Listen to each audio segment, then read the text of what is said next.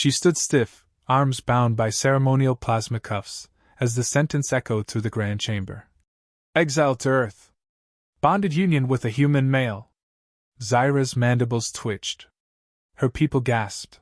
This was worse than vaporization. Physical contact? Marriage to a touch addict?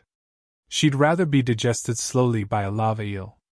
But mercy had its price, and apparently, hers involved skin-to-skin contact with a species notorious for fingering everything. Zyra tried not to gag as the transport beamed her down to Earth. It smelled like fried meat and body spray. Disgusting. Waiting at the landing site, her so-called husband leaned against a van that read, Jack's HVAC and junk hauling. Shirt half-tucked, one eyebrow cocked like he was born to ruin decorum. You the alien chick I'm supposed to marry? Nice armor. You always come pre-strapped? His grin split wider than a crocked beast. She scanned him head to toe. Messy hair. Primitive clothing. And so, warm. Her biosensors whined like a dying drone. She hissed. Do not touch me, male. Jack held up both hands. Relax, E.T. I don't even hug my mom. The wedding ceremony was held in the back of a county clerk's office with a bored-looking woman eating chips. Vows were translated by a glitchy AI that turned, till death do us part, into, until mutual discharge. Zyra stood rigid, refusing to make eye contact. When Jack jokingly said, Can I kiss the bride now or will that get me shot? She growled so hard the clerk ducked under the desk. After signing something called a prenup, Jack handed her a greasy paper bag. Peace offering. Cheeseburger. Best Earth has to offer. She took it like it might explode. Her fingers brushed his by mistake. She didn't breathe. The universe paused. Her sensors flared. A buzz rolled up her arm like a heat surge, then straight down to her mid-chest sensory node. Her pupils dilated. Color shifted on her skin. Her core temperature spiked like battle mode, but this wasn't rage, it was something else. Something wet. What did you do? She whispered, cheeks now a glowing purple. Just handed you lunch, Jack said, oblivious. Unless that counts as third base where you're from. She stormed past him and locked herself in his apartment bathroom. The mirror showed an alien warrior trembling. Her tentacles twitched. The sensation still pulsed through her fingers. Her own body had betrayed her. She Googled human mating rituals and was met with horrifying results. One video involved peanut butter. She slammed the device down. Hours passed. She emerged, armor slightly loosened. Jack sat watching TV, feet on the coffee table, licking ketchup off his fingers. Her gaze lingered a bit too long. That tongue. Efficient. Sloppy. Dangerous. Jack noticed. Hey, you okay? You look like you saw a ghost, or a tax return. I require solitude, she snapped, marching to the other room and tripping over his laundry pile. She fell onto his bed. Her sensors pinged. It was still warm from his body. Her skin flushed again. She scrambled up and hissed. Jack chuckled from the living room. You good in there, Xena? Want a snack? I got meatballs, she shrieked. Stop offering me things made of flesh. Next morning, she joined him at the table, determined to remain composed. He handed her coffee. Their fingers touched again. Her breath caught. Her tail curled involuntarily. He didn't notice. She spilled the drink. He laughed. Wow. Guess I do make you hot. She stared at him. You are insufferable. And oddly symmetrical. He smirked. So that's a compliment where you're from? She fled again. Her cravings worsened. Her thoughts drifted mid-meditation. She imagined Jack shirtless, touching her elbow, whispering dumb earth things like, You up? Her body buzzed from memory alone. This wasn't hunger. This was craving. And not for food. By nightfall, she watched him through the cracked door. He was fixing the sink, bent over, back muscles moving beneath his shirt. Her jaw clenched. She wasn't supposed to want this. Human touch was barbaric. But his hands, they fixed things. What else could they fix?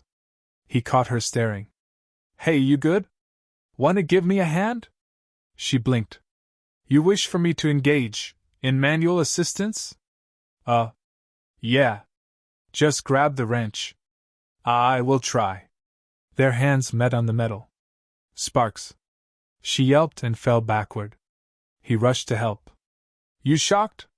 No, she breathed. Touched. Something in her broke. And whatever it was, wanted more. Zaira avoided his gaze the next morning, but her internal systems didn't cooperate. Every time Jack spoke, her hearing recalibrated to focus only on his voice. He'd say things like, I'm gonna grease my pipe, while fixing a faucet, and she'd nearly combust. She knew he meant plumbing, but her mind spiraled into forbidden simulations involving slick surfaces and unregulated contact. She attempted meditation, kneeling in his living room beside a lava lamp she assumed was sacred. But the lamp's rhythmic glow reminded her of Jack's chest rise when he napped shirtless on the couch. She tried chanting, but every mantra morphed into his name. Her people had trained against telepathic intrusion. No one warned her about craving from within. Jack wandered in holding a banana and a bagel. Need a bite? Her throat tightened. Why must you always present suggestively shaped food? He blinked. It's breakfast? She stood, trembling. You offer phallic items as if to test my restraint. He laughed. Wow, you really don't get up much. Later, he showed her how to use the TV remote. Her finger brushed his again. No sparks this time, just a full-body shiver that buckled her knees. He caught her before she fell, hands gripping her waist. Her armor hissed and released a puff of steam. His breath hitched. Are you okay? I think you touched my override. Didn't mean to press any buttons. You are the button. They stared. She stepped back. He scratched his head. Look, you don't have to be all tense. I'm not trying to. I dunno, seduce you or something. Then stop speaking like every sentence is a mating proposition. I said you could use the remote. And now I wish to ride it into oblivion. Jack blinked. Wow. That came out wrong. I meant what I said. Okay, now I'm scared and flattered. By afternoon, she began intentionally hovering near him. Close enough to brush his aura, far enough to maintain plausible deniability. Her senses were fried. She misinterpreted everything. When he asked if she wanted to chill, she assumed he meant cryostasis mating. When he invited her for a quick shower, she ran screaming into the woods. He found her hiding behind his lawn gnome, shaking. He held out a towel. Seriously, it's just water and soap. Not a ritual sacrifice. My species disintegrates under emotional pressure. You're leaking sarcasm. That's gotta mean something. That evening, she entered the kitchen to find him slicing carrots. His hands moved with unconscious precision, and the sound of blade against wood made her shudder. He noticed. You okay? I keep imagining you cutting softer things. Like what? She swallowed. Diplomatic boundaries. He cracked a grin. Damn. Is this what flirting looks like where you're from? We call it predominance vocal aggression. Sounds hot. She turned away before her face turned deep violet again. In private, she paced, arguing with herself. Her biology was betraying everything she'd ever known. Touch was weakness. Intimacy was shame. But she wasn't weak. She was confused. And aroused. Mostly aroused. Jack knocked on her door. You want to help me install a light bulb? She opened it cautiously. Is that a euphemism? No, I just can't reach. She followed him anyway. He reached up, exposing a strip of skin above his waistband. Her hand moved on its own. She touched his back. He flinched. Cold hands? Warm human. You're not doing this on purpose, are you? I don't know what I'm doing anymore. He turned to face her. Close. Too close. Her breathing became erratic. You want to talk about this? No. You wanna Not talk and just pretend this isn't weird? Also no. Okay then. What do you? She pressed a finger to his lips. Silence. Let me crave in peace. His eyes widened. Did you just say crave? Yes. Crave what? She hesitated. You. But don't make it weird. It's already very weird. And yet Heather moved away. Her sensors registered elevated pheromones, dopamine spikes, and dangerously high anticipation levels. He smelled like sawdust and laundry detergent. She hated that she liked it. But her body had spoken. Loudly. He whispered. So, now what? I suppose we wait. For what? For my control to return. And if it doesn't? Then you will need protective gear. He laughed, deep and unguarded. She wanted to bottle that sound and pour it over her circuits. This wasn't supposed to happen. She was supposed to resist. But resistance was becoming harder than he was. And she wasn't talking about his biceps.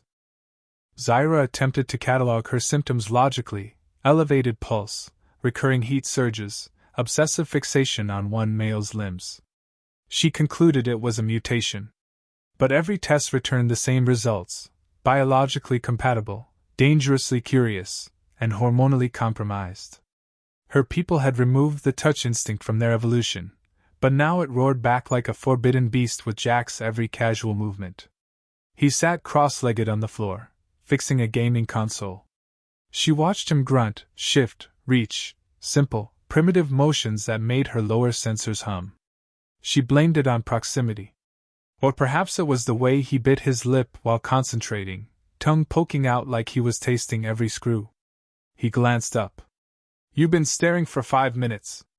I got something on my face? She blinked. Only heat signatures. Pulsing. That sounds intimate. It is a threat assessment. You're the threat. Possibly. She retreated to the balcony for oxygen. But earth air didn't help. Every breeze carried his scent, earthy, mechanical, with undertones of grilled meat. Her stomach growled. Or maybe it wasn't her stomach. She tried distractions. Studied insects, analyzed ceiling textures, even attempted sleep mode meditation. None of it worked. His voice echoed through the apartment. Everything he said seemed loaded. When he asked, "Want to handle my tools?" she dropped her glass.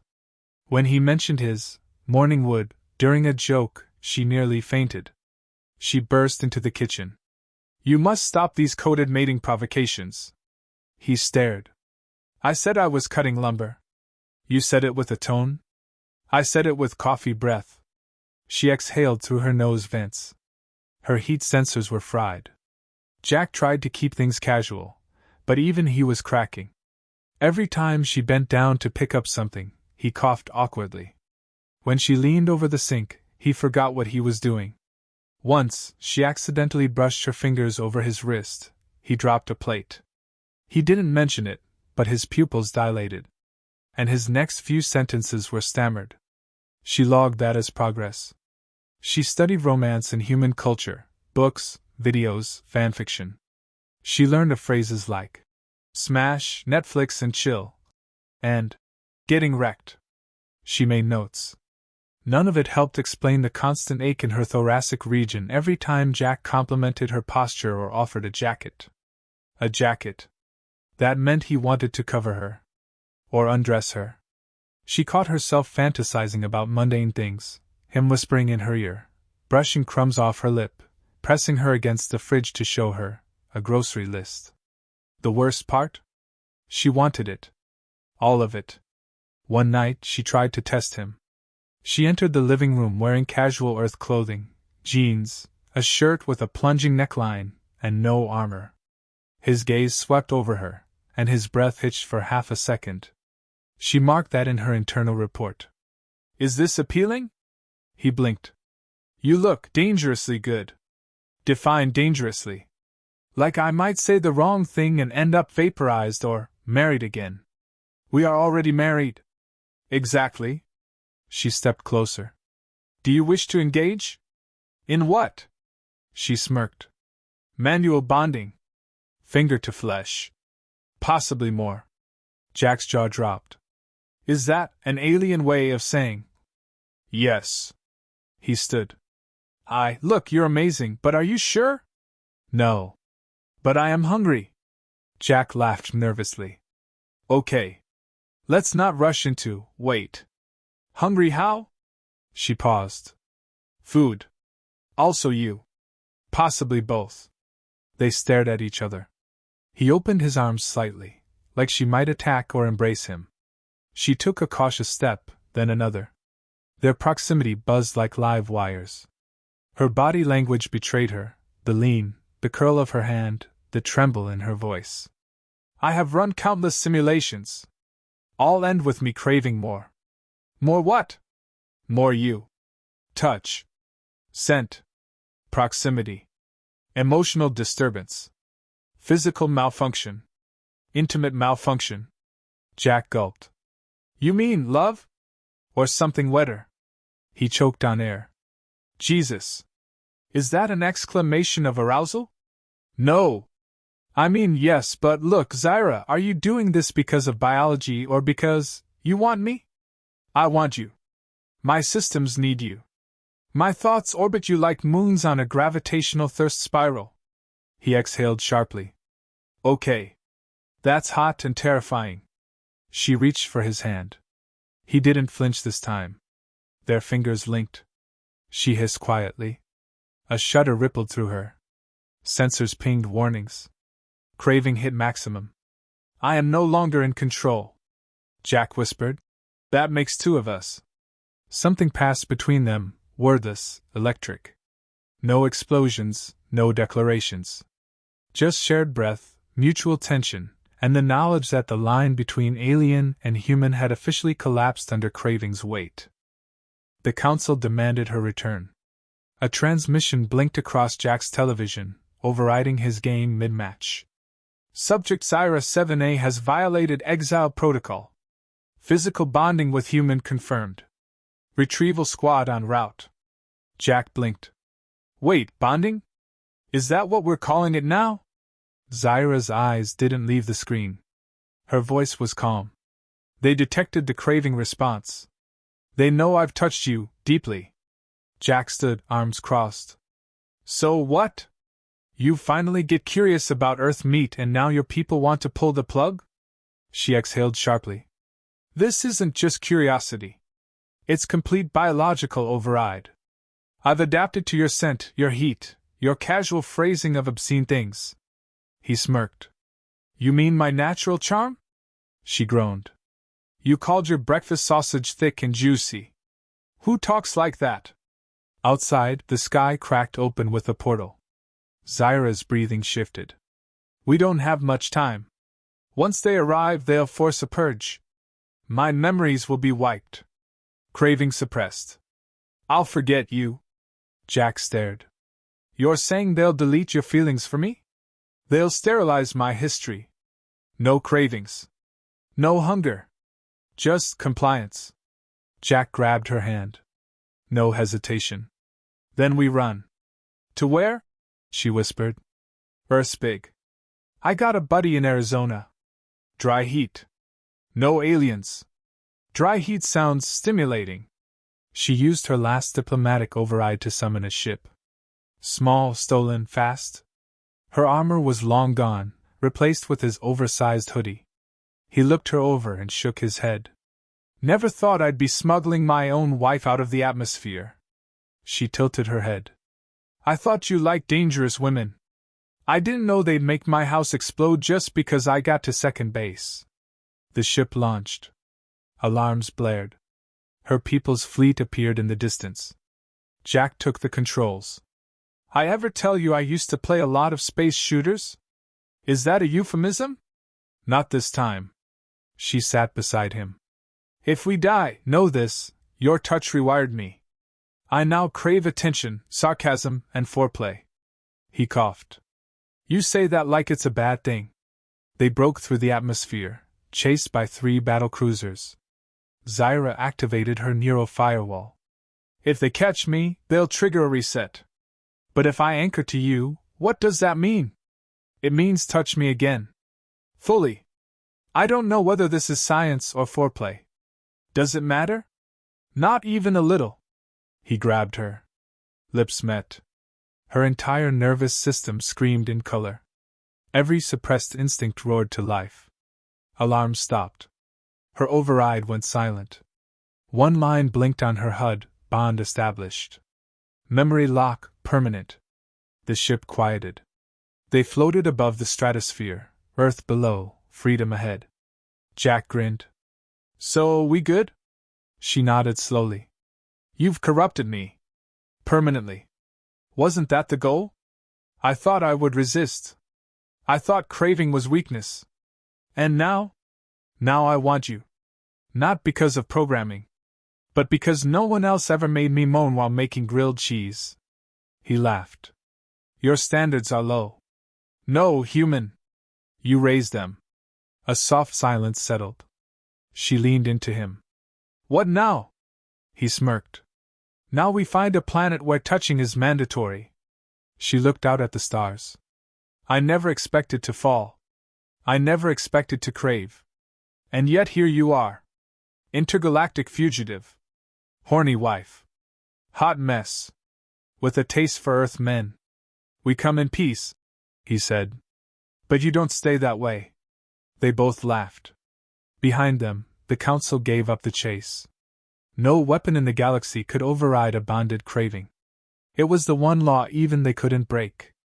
Somewhere between punishment and pleasure, between exile and intimacy, Zyra found something terrifying and delicious. Love, seasoned with lust, and wrapped in sarcasm. And Jack? He just called it Tuesday.